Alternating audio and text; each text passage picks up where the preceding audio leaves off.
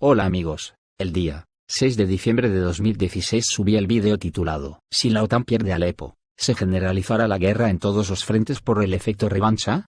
Así que vamos a dar un repaso a los acontecimientos desde entonces y veremos qué hay de respuesta a esa pregunta que yo me hacía. Quiero empezar por la guerra de Yemen, que parece que es una guerra como sin importancia, como que nadie le hace caso. Me refiero a falsimedia, pero resulta que es una guerra que tiene más trascendencia de la que se puede esperar de una nación pobre como Yemen, de las más pobres del mundo con $2.400 de renta per cápita y 25 millones de habitantes, porque la agrede el imperio. ¿Si es tan insignificante?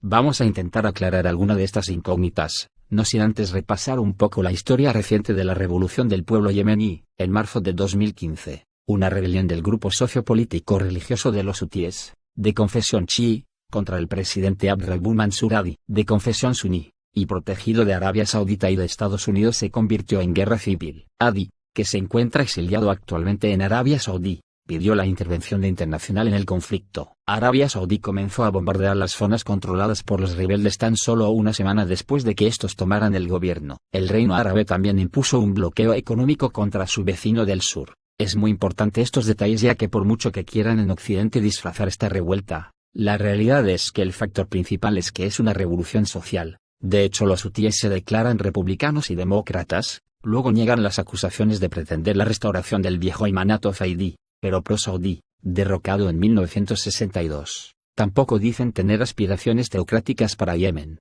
y se arropan con un discurso patriótico de regeneración nacional e intolerancia con la corrupción. Predican el rechazo al salafismo, el antisionismo y el antiimperialismo, por lo que consideran enemigos del mismo calibre al yihadismo suní, al wahabismo saudí, a Israel y a Estados Unidos. También se oponen a una reconfiguración federal de Yemen. Aseguran contar con 100.000 combatientes motivados y disponen de abundante armamento pesado capturado o entregado por simpatizantes del ejército, todo lo cual les convierte en una formidable fuerza militar. Aunque sus lazos doctrinales y materiales con Irán y el Hezbollah libanés parecen claros, Ansar Allah niegan estar recibiendo soporte militar de Teherán.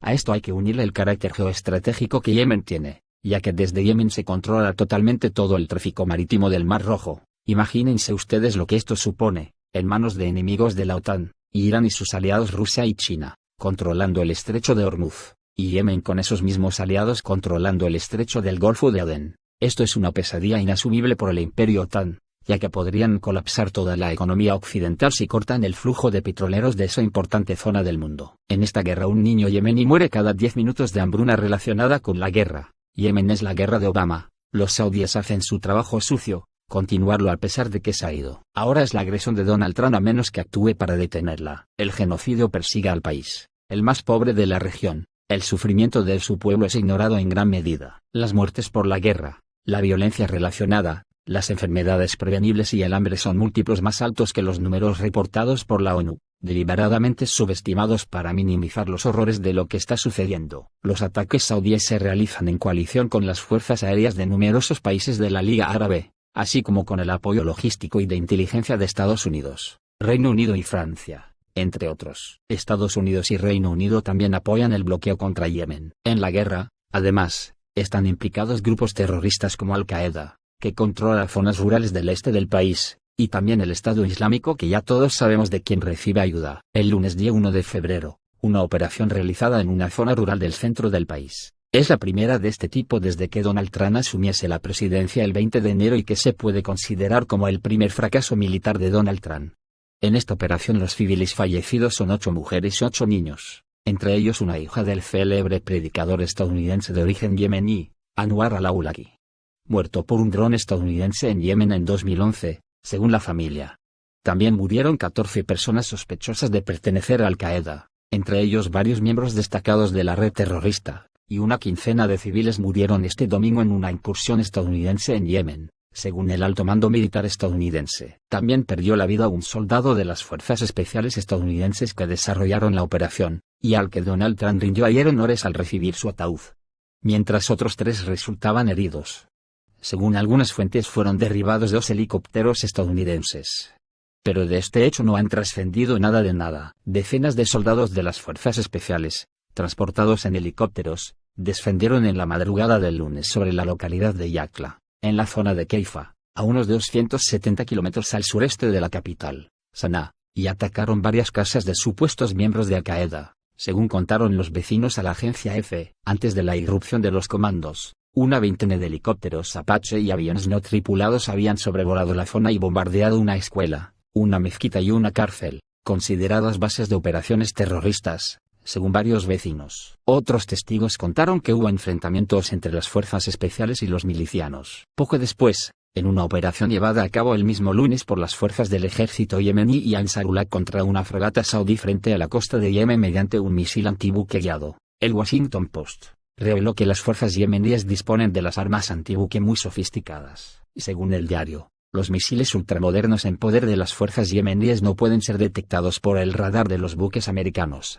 franceses y británicos. Y agregó, según las primeras estimaciones de inteligencia del Pentágono, las grandes potencias mundiales, como China o Rusia, han entregado a las fuerzas yemeníes estos sistemas de defensa marítima que no posee ningún ejército árabe. La posesión de este tipo de armas en este importante paso marítimo supone un gran peligro para los convoyes comerciales marítimos y navíos del mundo. Por su parte, el secretario de Defensa de Estados Unidos, James Mattis, dijo que las fuerzas marítimas estadounidenses trabajarían para mantener a la flota marítima de Estados Unidos fuera del alcance de este sistema de defensa, a la espera del estudio sobre esta situación preocupante y peligrosa en la costa de Yemen. Recordemos que una fuente militar yemení dijo que las fuerzas del ejército y Ansarullah atacaron el lunes a lo largo de la costa occidental de Yemen a un navío saudí, que transportaba a bordo a 176 soldados y oficiales y un helicóptero de combate. Un misil de precisión alcanzó la fragata saudí, llamada Al-Madina. Yo lo que creo es que los primos de Zumosol de Yemen ya le han entregado desde hace mucho tiempo estos misiles,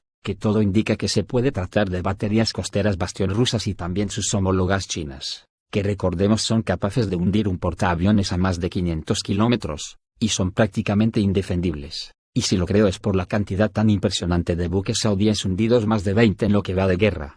Por eso el rey de España realizó una visita a Arabia recientemente ofreciéndose a reponer tantas fragatas hundidas. En tierra tampoco le va mejor a la coalición agresora, ya que las pérdidas en materiales y hombres ya empiezan a ser inasumibles para Arabia Saudita, que prácticamente puede hacer colapsar su economía si sigue con una guerra que tiene perdida. Precisamente el ejército yemení y las fuerzas populares continuaron sus avances contra los mercenarios respaldados y pagados por Arabia Saudí en la provincia de Taif, y se apoderaron de una montaña estratégica y sus cumbres colindantes. El ejército yemení atacó y golpeó un centro de entrenamiento militar dirigido por Arabia Saudí con un misil balístico, en la isla de Fuquar, en el Mar Rojo, matando al menos a 80 soldados y oficiales saudíes y de los Emiratos Árabes Unidos. Citó una fuente militar anónima yemení a Far News. La fuente señaló que el equipo militar de las fuerzas dirigidas por Arabia Saudí también sufrió grandes pérdidas en los ataques con misiles de Yemen. Arabia Saudita y los Emiratos Árabes Unidos están utilizando la isla de Fuquar para entrenar a las fuerzas mercenarias que dirigen,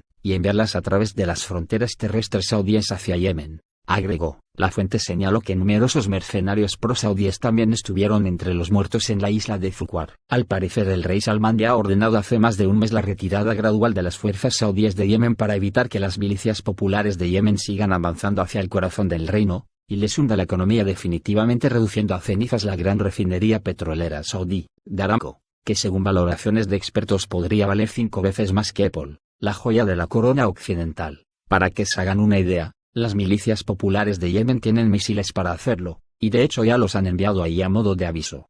Esta es una teoría que yo no descarto del todo, ya que la pérdida de esta refinería sería el fin de la dinastía, y la desaparición del reino como hoy lo conocemos, y seguramente arrastraría a todo el resto de monarquías del Golfo. Los chiíes y otras tribus locales y pro-iraníes están al acecho para pasar factura a la déspota monarquía. ¿Cómo afectaría a Europa la desaparición de dicha refinería? Mejor ni pensarlo. Moraleja, los sauditas están empezando a comprender que hasta las naciones pobres como Yemen tienen primos de Zumosol. Y si esto es así, el que los accesos al Mar Rojo y al Golfo Pérsico estén controlados por Irán y sus aliados, es un escenario que Occidente no se lo imaginaba ni en las peores pesadillas. Y más cuando sabemos que los misiles antibuque que Rusia posiblemente suministre a Yemen pueden hundir portaaviones a una distancia de 500 kilómetros de la costa. Paralelamente a estos acontecimientos de Yemen, se están dando otros similares en Ucrania, donde el ejército ucraniano está bombardeando con tanques y artillería pesada las posiciones de los separatistas prorrusos del Donbass, sin el más mínimo reproche por parte de Europa, que ve con complacencia que Ucrania ponga los muertos que se están produciendo, al mismo tiempo que Rusia advierte de que está perdiendo la paciencia con la agresión ucraniana. La portavoz del Ministerio de Asuntos Exteriores ruso, María Zakharova, ha informado este viernes de la muerte de muchos civiles en un ataque masivo lanzado por las fuerzas ucranianas contra la ciudad de Donetsk. Este ataque bárbaro no tiene ninguna justificación. Solo los vándalos pueden bombardear una ciudad que duerme y matar a los civiles, ha dicho la portavoz de la Cancillería de Rusia María Zakharova. En concreto, las fuerzas ucranianas han utilizado armas pesadas y de gran calibre, entre ellas unidades de artillería y lanzacohetes múltiples BM-27 Uragan